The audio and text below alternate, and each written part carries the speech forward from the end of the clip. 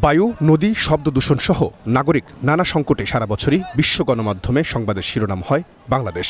পাখির চোখে দেখা বুড়িগঙ্গার চিত্র যেন সাক্ষী দেয় তারই প্রতিচ্ছবির। ময়লা আবর্জনা আর কলকারখানার বর্জ্যের স্তূপে দূষিত বিশাল এই নদীতে পাওয়া যায় না মাছ। পরিস্থিতি এতটাই নাজুক যে বুড়িগঙ্গার তীর ধরে স্বস্তিতে হাঁটাও যায় না।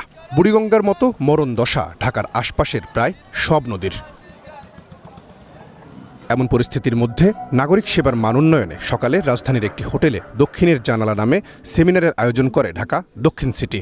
সেখানে বক্তারা তুলে ধরেন ঢাকার নানা সংকট আর তা থেকে উত্তরণের পথ।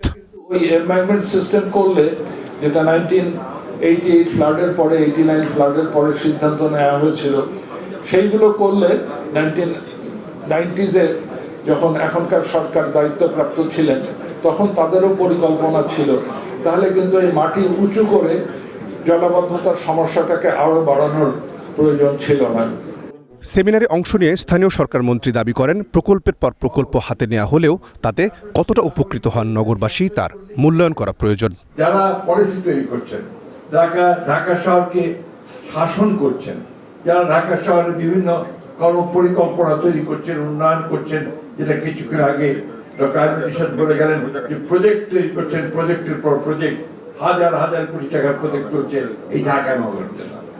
কিন্তু মানুষ কতটুকু উপকৃত, নাগরিকরা কতটুকু উপকৃত হচ্ছে, সেই বিষয়গুলো ইভালুয়েট করা দরকার। তার দাবি, বিগত সময়ের অব্যবস্থাপনা আর লুটপাটের কারণে নাগরিক সেবাদানকারী প্রায় সব প্রতিষ্ঠান ধ্বংসের দ্বার প্রান্তে। মন্তব্য করেন, বাসযোগ্য নেই তিলোত্তমা ঢাকা। আমার নিজেরই মনে হয় যে আমি ঢাকা শহরে থাকবো না, আমি আমার দেশের যে শহর সেই শহরে গিয়ে থাকবো। কারণটা হচ্ছে যে এটা বাসযোগ্য মনে হয় না। আপনার বেরোলেই যে আপনার ঘর থেকে বেরোলেই যে আপনার নিঃশ্বাস নেওয়া, যে অক্সিজেনটা যেটা আসে সেটা পলিউটেড। আপনার একটা হাসপাতালে যাবেন, সেখানে একেবারে হাসপাতালের মধ্যে যদি পাবলিক হসপিটাল হয় সেখানে ঢোকাই যাবে না। প্রত্যেকটি প্রতিষ্ঠান এখানে আপনার ধ্বংসের দিকে চলে যাচ্ছে। ঢাকা শহর ঘিরে চলমান উদ্যোগগুলোর পাশাপাশি কাঠামোগত পরিবর্তনের প্রয়োজনের কথাও জানান স্থানীয় সরকার মন্ত্রী। তাগিদ দেন, পরিকল্পনা বাস্তবায়ন করে তা নিয়মিত তদারকিরও। পরিকল্পিত কিছু হয় না।